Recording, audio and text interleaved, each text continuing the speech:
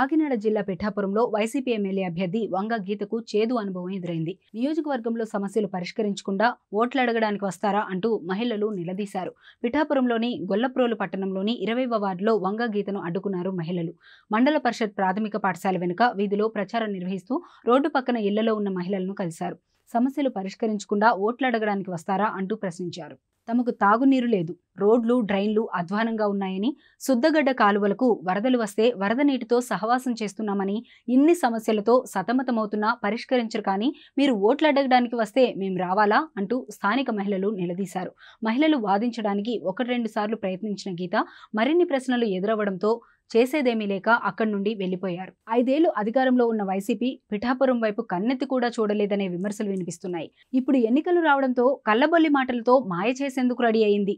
అది చేస్తాం ఇది చేస్తామని చెప్పడమే కానీ చేసిందేమీ లేదు.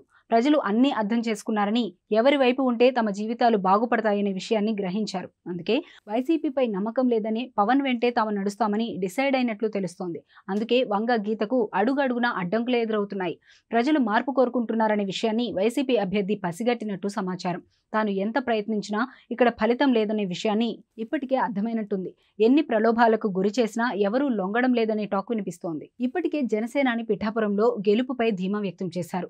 అన్ని వర్గాల నుంచి మద్దతు లభిస్తోంది. పవన్ ఎక్కడికి వెళ్లినా జన సునామీలా కనిపిస్తోంది. తాను గెలిస్తే నియోజకవర్గ అభివృద్ధికి ఏ విధంగా కృషి చేస్తాననే విషయాన్ని ప్రజలకు వివరించారు. అందుకే పిఠాపురం ప్రజలు ఆలోచనలో పడ్డారు. ఎవరు గెలిస్తే తమకు ప్రయోజనం ఉంటుందో, సమస్యలు పరిష్కారం అవుతాయనే విషయాన్ని గ్రహించారు. ఇక్కడ వార్ వన్ సైడ్ అయినట్లు తెలుస్తోంది. ప్రస్తుత పరిస్థితులు చూస్తుంటే ఇక్కడ జనం జనసేనకే జై కొడతారని అంటున్నారు ఆ పార్టీ కార్యకర్తలు.